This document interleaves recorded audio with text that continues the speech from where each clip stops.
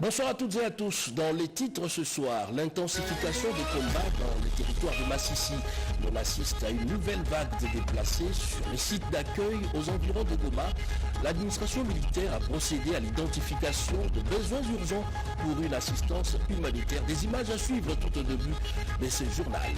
Autre titre, ces visages. Il s'agit de Thomas Lubonga, ancien milicien, premier condamné de la Cour pénale internationale en 2012 pour crimes de guerre, notamment enrôlement des enfants. A-t-il finalement repris la Kalachnikov en main? Son nom a été cité dans le dernier rapport des experts des Nations Unies sur ses liens supposés avec les M23. La justice civile de l'Ituri appelle à l'examen de ce dossier. On fait le point dans ce journal. Dans ce journal également, l'observance stricte des règles professionnelles dans le traitement de l'information sur la situation sécuritaire dans la partie est du pays. Le ministre de la Communication et Médias, Patrick Mouyaya, a rappelé aux patrons de presse tant national qu'international. La première victime déjà, c'est la chaîne qatari Al Jazeera.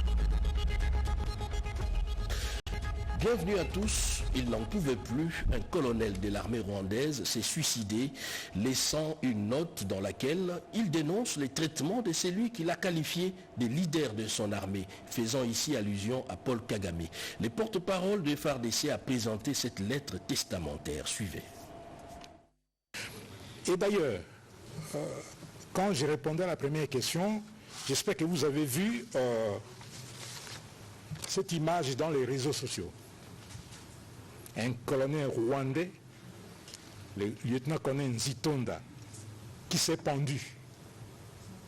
Il s'est pendu et avant de se pendre, il a laissé ce message qui est un testament.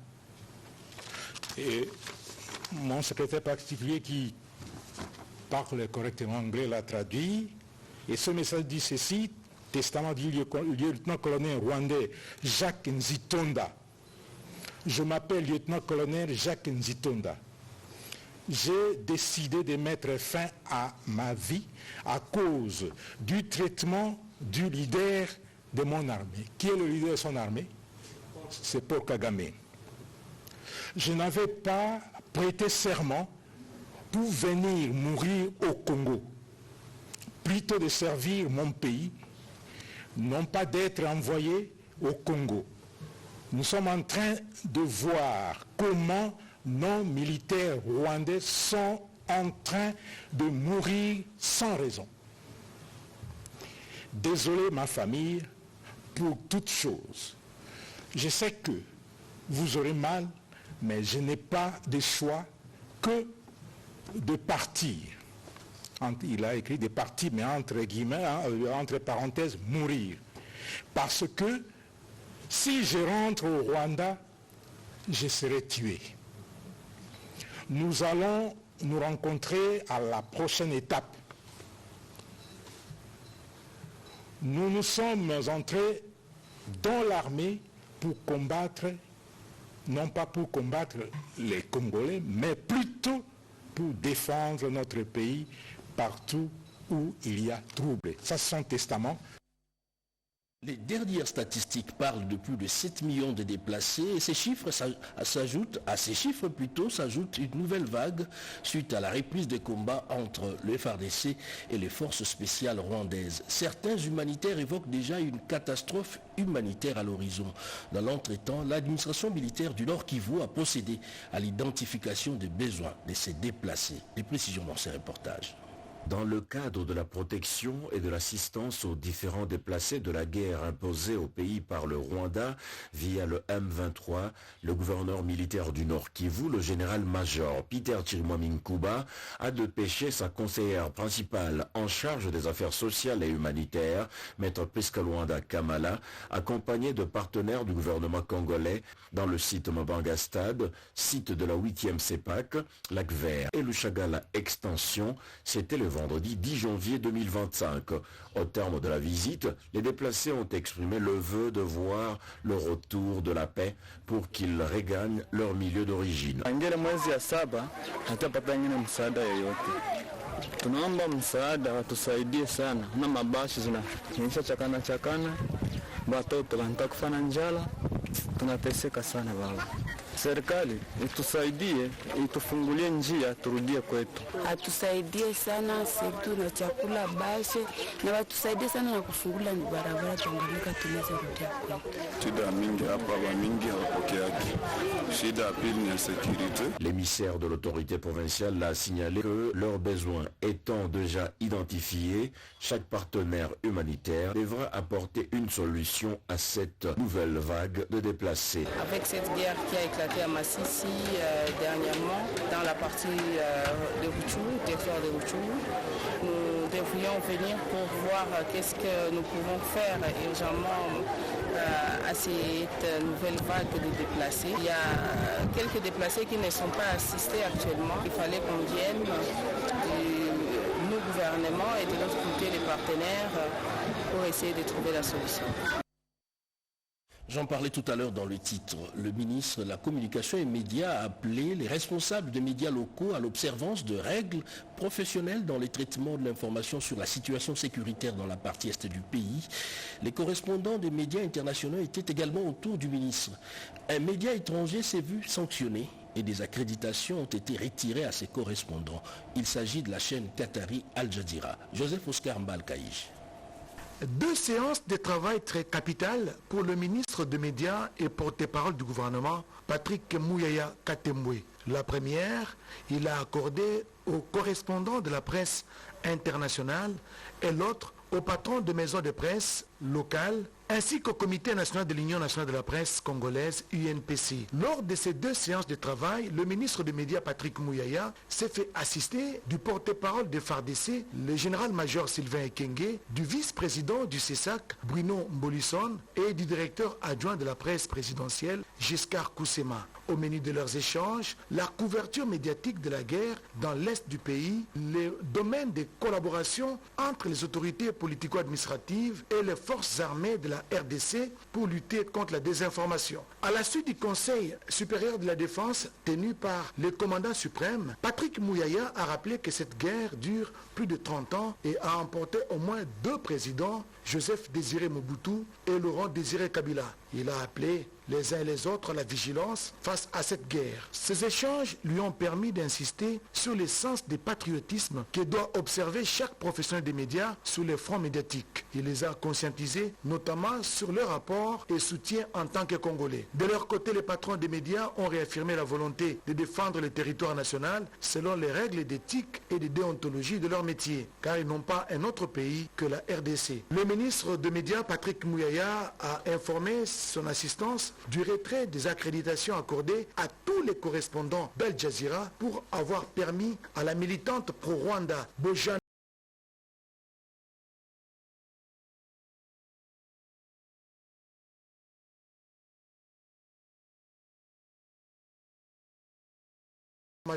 clairement orientée de la guerre d'agression à des allures de complicité et d'apologie du terrorisme. Autant de questions. Serait-il un récidiviste? Thomas Lubanga serait, selon le dernier rapport des experts des Nations Unies de mèche avec les M23, le premier condamné à la Cour pénale internationale pour crimes de guerre et enrôlement des enfants, alors serait de retour à ses anciens amours, notamment la Kalachnikov et l'enrôlement des enfants. La Société civile de l'Ituri appelle donc à l'examen de ces dossiers. Junior Selemani. Au lendemain de la publication du rapport du groupe d'experts des Nations Unies sur la situation générale en RDC, deux voix s'élèvent en Ituri pour condamner Thomas Lubanga et Yves Kawapanga Mandro pour leur présumé rôle de connivence avec les M23 à travers les groupes armés Zaïre. La société civile de l'Ituri demande au gouvernement d'approfondir les enquêtes à ce sujet. Au cas où ce qui a été dit dans ce rapport s'avérait vrai, ce serait très grave pour la province de l'Ituri. Après avoir fait la CPI, Thomas Lubanga, même chef Kawa, a été longtemps arrêté et après avoir quitté de la prison, tous, on pouvait compter sur eux pour vraiment cimenter la bonne relation, l'unité, la paix à la province de l'Ituri. Pour sa part, Mimi Biriema, actrice politique dans cette province, exige des sanctions à l'encontre de ces présumés leaders communautaires et politiques. En tant que notable de cette province, ça fait presque 5 ans que nous dénonçons cette affaire. C'est le résultat de notre combat. Sur le plan judiciaire, qu'on mette la main sur eux, que chacun réponde de ses actes. Rappelons qui, Sami Adoubango Aoto, fils du terroir, avait à son temps dénoncé le mouvement suspect de quelques miliciens Zahir à Bunagana pour rejoindre l'AFC bar M23 de Corneille Nanga. Mais malheureusement, une dénonciation non prise en compte et qui a suscité beaucoup de critiques contre ce digne fils de l'Ituri qui a toujours pris les risques d'imposer la paix. Et dans un autre chapitre, un rapport qui détaille clairement les activités minières dans le Sud Kivu, rapport présenté au ministre des Mines par les membres de la commission de vérification. D'autres détails dans ces reportages, suivez. Après environ 2 semaines de contrôle sur la régularité et la conformité des travaux miniers exécutés dans les Sud Kivu, les membres de la commission de vérification ont déposé leur rapport auprès du ministre de Mines Kizito Pakabomba. Un rapport qui révèle plusieurs violations du code et des réglementations minières, l'absence de qualification des exploitants, l'exploitation semi-industrielle illégale dissimulée sur les activités des coopératives minières non conformes. Daniel Tikouli, chargé des opérations techniques, a dirigé ces travaux. La commission a travaillé pendant 1 semaine et demie. On a eu additionné 10 entreprises sur les 30 qui devaient être là. Tout à l'heure, on vient de remettre le rapport à son Excellence. Et ce rapport-là contient tous les faits qui ont été relevés après l'audition. Et puis il y a des recommandations qui ont été formulées à l'égard de l'autorité. Je crois que d'ici là, certainement qu'il y aura des mesures qui seront prises pour essayer de régulariser ou de formaliser les activités dans cette zone-là. Des sanctions sévères et exemplaires seront appliquées aux contrevenants dans le cadre de la lutte contre l'exploitation illégale et la contrebande des minerais conformément à la vision du chef de l'État, Félix-Antoine Tshisekedi Tshilombo. Pour assainir et renforcer complètement la gouvernance minière en RDC, le ministre de Mines, Kizito Pakabomba, promet d'étendre le contrôle dans toutes les provinces de la République démocratique du Congo. Une coopération étroite avec la Chine. La RDC attend un certain nombre d'investisseurs chinois sur son sol, dont certains sont déjà installés un peu partout en Afrique. Le ministre de l'Industrie, Louis Watoum, s'est rendu à Luanda, en Angola, pour visiter des projets industriels tenus par des Chinois. Images et commentaires. Déterminé à repenser les tissus industriels du pays et promouvoir l'entrepreneuriat local, le ministre de l'Industrie et Développement des PME, Luatum Kabamba, poursuit ses échanges avec les investisseurs chinois dans la suite logique du forum sur la coopération Chine-Afrique. Pour ce faire, l'Angola voisin a été l'étape essentielle de sa visite. Nous sommes à Africa Zone Rice Investment, qui a fait ses preuves un peu partout en Afrique. 2 grands centres commerciaux modernes avec à la clé plus de 15 000 emplois. Et ces centres ont reçu la visite du patron de l'industrie, Kikolo Shopping, un exemple de la promotion de la vente en détail qui favorise l'éclosion des PME, ainsi que le centre commercial Nova Era, étendu sur une superficie de 100 hectares, dont 1500 magasins et des espaces de loisirs, des résidences, des centres logistiques et des transports interprovinciaux. D'autres projets également ont été visités à l'image de celui-ci sur la fabrication locale de meubles. La RDC a déjà arraché ses contrats et ce sous la direction de la première ministre Judith Souminois à travers la diplomatie agissante du chef de l'État Félix-Antoine Tshisekedi. Une visite par ailleurs saluée par les Congolais vivant à Luanda. Je suis ravi de rencontrer le ministre. Je suis vraiment ravi. Je vois ses œuvres à la télévision. J'accompagne chaque fois dans les réseaux sociaux. Vraiment, je suis ravi. Pour les ministres de l'Industrie, l'objectif est d'avoir une vue globale de ces projets, appelés à germer également en République démocratique du Congo. La nouvelle équipe dirigeante du programme de désarmement, de mobilisation, relèvement communautaire et stabilisation est déjà à l'œuvre. Un premier contact a été établi avec le personnel. Pedi Mukunda. Les agents et cadres du programme de désarmement, démobilisation, relèvement communautaire, stabilisation, PRDRCS, appelés à l'intégrité, au professionnalisme à la discipline et à l'esprit d'équipe. Appel lancé par le coordonnateur national du PDDRCS, Jean de Dieu Désiré Tangatita, au cours de la réunion de prise de contact. À ses côtés, il y avait ses deux adjoints du PDDRCS chargés des questions techniques et opérationnelles, Marie-Chantal Lumba, et le coordonnateur national adjoint chargé de l'administration et finances, William Balika. À l'issue de cette rencontre, les patrons du PDDRCS sont revenus sur sa mission à la tête du programme. Conscient de la charge qui m'est confiée par la plus haute autorité de notre pays, j'ai résolu de rencontrer mes collègues qui sont avant tout mes compatriotes pour me présenter à eux, les rassurer de ma disponibilité à pouvoir diriger cette équipe avec professionnalisme, avec patriotisme, civisme et intégrité. Occasion pour lui de saluer également les travaux abattus par les provinces. Je dois vraiment saluer tous les coordonnateurs provinciaux qui sont au fait les chevilles ouvrières de ce programme. Parce que sans eux, nous ne pouvons rien faire. Et le travail s'est fait dans les provinces, le travail s'est fait sur le terrain. Jean Dédieu Désiré Tangatita est déterminé à matérialiser la vision du chef de l'État pour amener la paix dans l'est du pays. La route de contournement appelée rocade. Du moins, sur place, les travaux avancent normalement, mais avec quelques contraintes, notamment la difficulté sur l'expropriation des habitants le long de cette route. Eric Abamba. La plus grande contrainte qui pèse sur le 63 km du projet de la construction de la route des contournements appelée rocade, ce sont les expropriations opérées dans la partie urbaine du tracé. Sur la partie localisée dans la zone périurbaine, la réalisation est perspectible et le projet avance à grands pas avec notamment près de 10 km de route déjà à l'étape de la couche de base. Arrivé dans la partie urbaine du projet, il faut délocaliser 1 millier d'habitations pour trouver l'espace de 20 mètres de largeur utile au projet. C'est dans le but de veiller à la levée de cette contrainte majeure que la commission des expropriations pour cause d'utilité publique sur ces projets a effectué une descente sur terrain ce samedi 11 janvier 2025, avec à sa tête son président, le secrétaire général aux ITP, ingénieur Georges Kouchi, le membre de la commission qui vient notamment de différents ministères, de l'hôtel de ville et des communes traversées par le projet ont inspecté tous les tracés. Guidée par l'équipe des environnementalistes, la commission a observé plusieurs arrêts aux endroits affectés par le projet.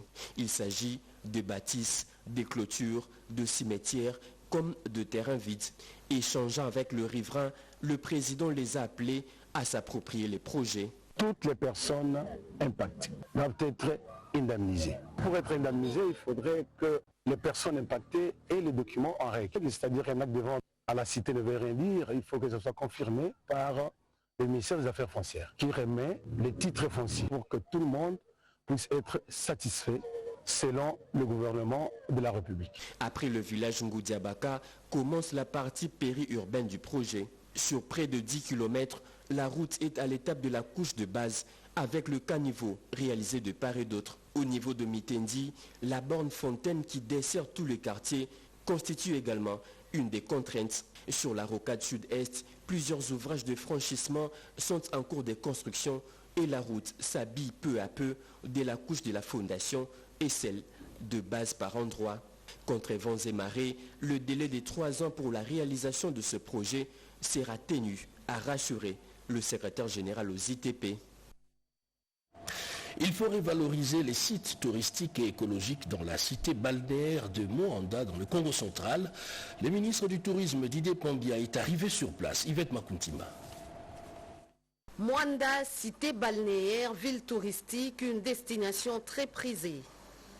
C'est ainsi que, dans le cadre de l'évaluation des sites historiques, en vue de l'implantation de l'écosystème des villages touristiques, le ministre du Tourisme, Didier Pambia Moussanga, s'y est rendu. Les lâchers de plus de 700 bébés tortues sur les plages de Moanda pour rejoindre l'Atlantique, marquant ainsi un engagement ferme envers la préservation de la biodiversité marine, la visite des mangroves, un joyau écologique où il a visité les villages de Kimwabi, construits avec des coquillages d'huîtres qui les tapissent, l'exploration d'Entianfumu, un lieu chargé d'histoire connu comme la porte des non-retours. C'est ici que des milliers d'Africains capturés et réduits en esclaves étaient déportés vers les Amériques et l'Europe. Il y a d'abord une histoire qui est celle de tous les Congolais, de tous les afro-descendants qui partent d'ici. On parle notamment de lieu où nous sommes ici à Kumbi, qui était une sorte d'embarcadère pour le Nouveau Monde, pour les Amériques. Nous allons mettre en place une commission pour rendre cela opérationnel. Cette série de visites est une illustration parfaite de la volonté du ministère du Tourisme, selon la vision du chef de l'État, de transformer ces sites en destinations culturelles et éducatives majeures, tout en œuvrant pour leur préservation et leur reconnaissance à l'échelle nationale et internationale. Et toujours dans le Congo central, cette fois, dans les sites portuaires des Matadi, on entrevoit la construction de 2 quais d'accostage, en plus de la reprise du trafic ferroviaire, des projets portés par le nouveau comité de gestion de l'ONATRA. Rodé Panda a signé ces reportages. C'est une vision et un objectif que s'est assigné l'Office national des transports ONATRA SA de moderniser cette société avec des infrastructures ferroviaires et portuaires en y apportant une plus-value pour une bonne rentabilité optimale dans l'auto-investissement des projets. C'est l'essence managériale sans pareil imprimée par l'équipe du comité de gestion dirigé par le directeur général Martin Lukusa avec l'accompagnement du directeur général adjoint Gabel Lolendo sous l'encadrement politique du président du conseil d'administration Mathieu Mananga. Avec la méthode de jaugeage de l'équipe dirigeante, la fiche rétrospective présente visiblement des multiples réalisations les plus marquantes qui ont émaillé l'année 2024 à l'ONATRA SA. Plus question de dépendre du seul département de port fluvial de Kinshasa. Chaque département a apporté un plus. Ça faisait pratiquement plus d'une année avant que le trafic était complètement perturbé. Cette année, grâce à l'appui de la direction générale, nous avons pu remettre la voie en état de circulation. Les patrimoines énormes, moisissants, méritaient la rentabilisation.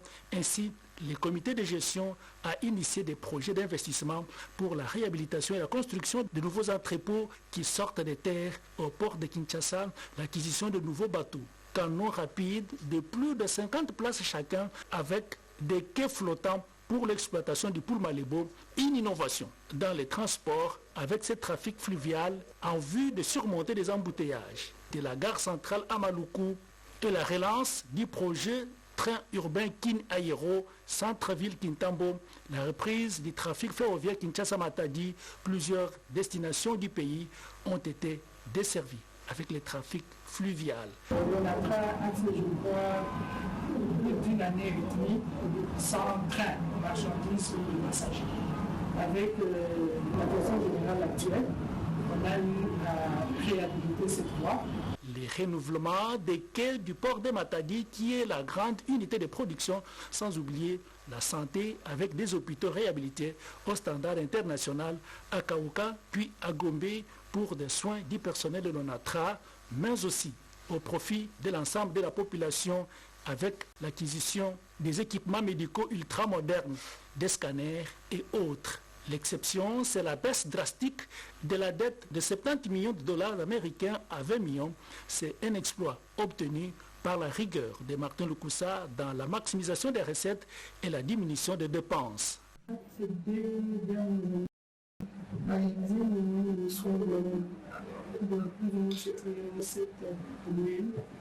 rapport aux années dernières, pour réaliser les signes dedans. Les efforts ont été vraiment réalisés par rapport au comité de gestion après. Avec l'équipe managériale de Martin Lukusa, c'est fruit de l'Université libre de Bruxelles aux connaissances pointues à la hauteur de cette méga entreprise de transport de la RDC dans l'appui et l'accompagnement du gouvernement. Les années sombres vécues à l'ONATRA seront conjuguées au passé dans peu de temps. Comme qui dirait, cette Égypte que vous voyez aujourd'hui, vous ne le verrez plus. De cette manière que la vision du chef de l'État Félix Antoine Tshisekedi deviendra une réalité. L'exploitation minière impacte sur l'environnement, des maisons s'effissurent et d'autres menacées d'écroulement. Le président de l'Assemblée provinciale du Lualaba a visité la cité Gécamine dans la ville de Kolwezi. On en parle dans ses commentaires. Il a été loin du confort de son cabinet de travail pour compatir avec les habitants de la cité Gécamine Moussonoui dans la ville de Kolwezi. Il s'agit de l'honorable président de l'Assemblée provinciale du Lualaba, Jean-Marie Kasséa Chingambo. L'écho de l'affaissement, de la fissuration des maisons, de l'effondrement des bâtisses sur les avenues Oshwe et Maïndombe, causé par l'exploitation des entreprises minières œuvrant dans les parages de Moussonoui, ne l'a pas rendu imperméable. Voilà la raison de sa descente sur terrain, accompagnée des autres députés provinciaux. Pour s'imprégner davantage de cette situation, Jean-Marie Kassé a réuni les victimes de cet état de fait présentant un danger permanent pour les écouter. Le remblai laissé par la Gécamine était tout petit. Même les eucalyptus étaient au-dessus de ces remblais. Aujourd'hui, c'est le contraire, ce qui cause l'affaissement dû au poids de ce remblai. L'honorable président les a ainsi apaisés tout en promettant son implication. C'était important qu'aujourd'hui, l'Assemblée puisse venir se rendre compte de la situation catastrophique de nos compatriotes de Moussonoui. Tel que je vois, il vient de parler, la situation a commencé depuis 2019 jusqu'à ce jour. Or, nous sommes pendant la saison pluvieuse. Je crois que le plus tôt serait venu pour que nous puissions chercher de voies et moyens, ensemble avec l'exécutif. S'il faut délocaliser, comme délocalise carrément. S'il faut négocier avec le propriétaire, pour négocier carrément. Ces victimes ont pour la première étape bénéficié d'une assistance sur le champ de l'Assemblée provinciale du Lualaba, tout en présentant des visages régaillardis. L'amélioration de la gouvernance au sein de l'administration urbaine, l'exécutif provincial de Kinshasa et l'inspection générale des finances accordent à travailler ensemble. Edith Chala. Cette réunion tripartite de prise de contact entre l'Hôtel des Villes, l'inspection générale des finances et les opérateurs économiques s'inscrit dans une dynamique d'amélioration des gouvernances selon les recommandations de l'IGF à l'ancienne administration provinciale de Kinshasa. Le gouverneur Daniel Bumba-Lubaki et l'inspecteur général des finances, chef de service Jules Alingueté, ont convenu d'améliorer la gouvernance globale de la ville. Il s'agit notamment de la traçabilité des recettes, la chaîne des dépenses, l'information de la chaîne des recettes, les dettes et les créances, la révision des contrats, l'évaluation du patrimoine, ainsi que la maîtrise des effectifs de la ville. Sur instruction du gouverneur Daniel Bumba, une commission et des sous-commissions ont été créées pour vider rapidement les recommandations de l'IGF. La commission aura un mois pour travailler à l'Hôtel des Villes afin d'améliorer la gestion financière et administrative de Kinshasa. Il sera également question d'évaluer son charroi, son patrimoine immobilier et foncier. Il faudra préciser que l'IGF aura le statut d'observateur dans cette commission dont le but est la renégociation des contrats entre la ville et ses partenaires. Donc aujourd'hui c'était la première réunion qui a commencé. Nous allons revoir un certain nombre de contrats qui ne sont pas à l'avantage de la ville pour essayer de les restructurer, de les recadrer, d'élaguer les faiblesses qui les contiennent afin de permettre à la ville d'avoir une trésorerie plus robuste, d'avoir des contrats plus sains. La ville, après ce travail, repartira sur de nouvelles bases. Église et pauvre-phobie dans la ville de Kinshasa. C'est la thèse soutenue par Ilunga Kasonga. Encore une fois, Edith Chala pour d'autres détails. Église et pauvrophobie dans la ville de Kinshasa, défi missiologique est le sujet de recherche de la thèse soutenue par Ilunga Kasonga Kanyata. Des années de recherche qui ont été présentées devant un jury à l'université protestante au Congo. Sur plus de 300 pages, le récipiendaire parle de l'église poubelle au Congo en stigmatisant le manque de vivre ensemble dans les quartiers Mpassa et Kingasani. Ce qu'il appelle pauvrophobie commence dans la petite famille où la différence est manifeste entre ceux qui ont les moyens et ceux qui n'en ont pas. Dans ces lignes, le chercheur évoque 4 missions impact de la dimension mystique de la pauvrophobie et la trilogie penser, croire et agir. Ma thèse veut que nous puissions considérer les pauvres avec respect, que nous pouvons les aider, même si parfois eux-mêmes se comportent parfois d'une manière parfois qui énerve, mais la vérité et que ce sont des hommes, des êtres créés à l'image de Dieu, nous devons prendre soin d'eux.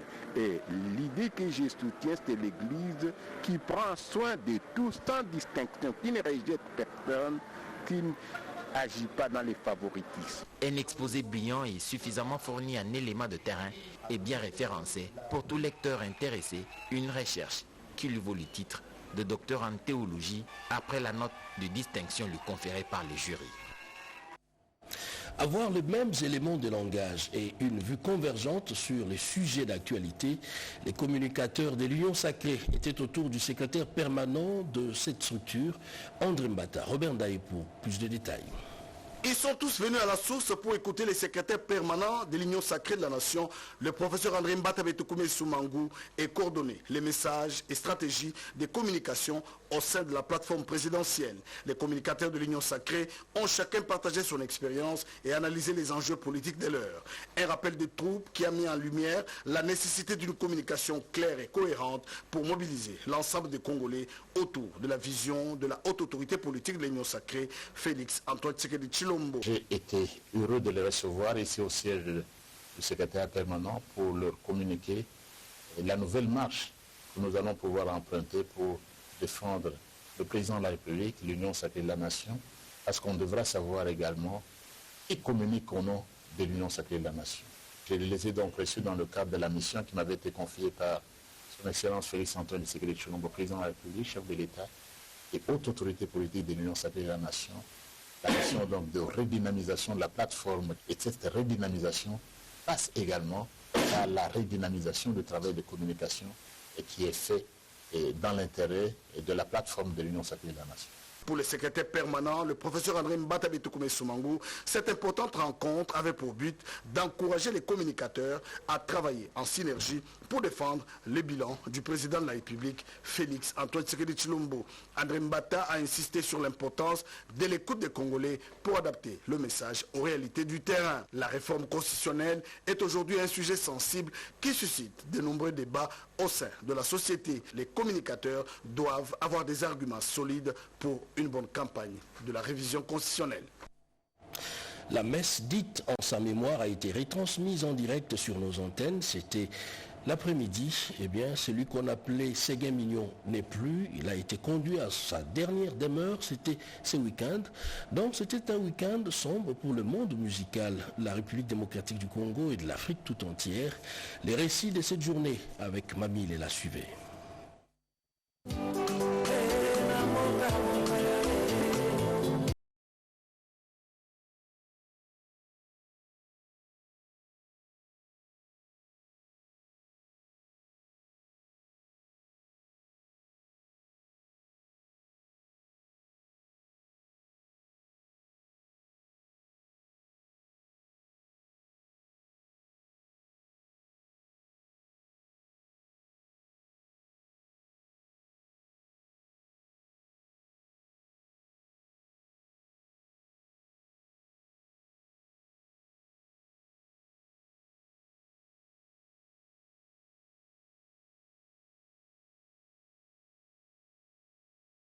Séguin Mignon n'était pas seulement un drummer exceptionnel, mais il était aussi un véritable ambassadeur de la culture congolaise. À travers le battement de ses baguettes, il a su capturer l'essence de notre joie, de notre identité, mais aussi nous arracher quelques déhanchements sur les pistes de danse. Chaque coup de baguette rend hommage à ce riche patrimoine qui est la rumba, qui fait la fierté de notre pays. Séguin, tu as toujours été, tu as joué ta dernière note sur cette terre, mais tes rythmes résonnent toujours dans nos cœurs. Ce jour, je te souhaite un doux repos, car ta batterie a résonné et porté les rythmiques et les cadences de notre magnifique pays. Bravo l'artiste, respect à toi, l'homme aux baguettes rythmiques. Oui, Ce fut le tour des enfants de Blaise Bongongo Iyeli de prendre la parole. Par après, les administrateurs du clan Wenge ont déposé à leur tour leurs gerbes de fleurs. À la sortie de la cathédrale, l'association des Drummers de la RDC, dont il était le président, lui a fait ses adieux.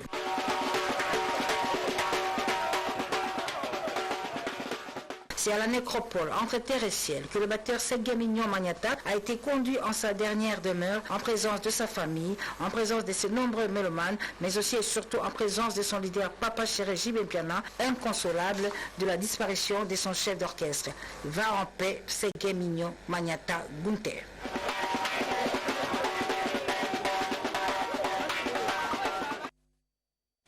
Et voilà, c'est la fin de 20h de ce week-end. Excellente soirée chez vous. Yvette Makuntima vient juste après moi pour la lecture de messages de vœux.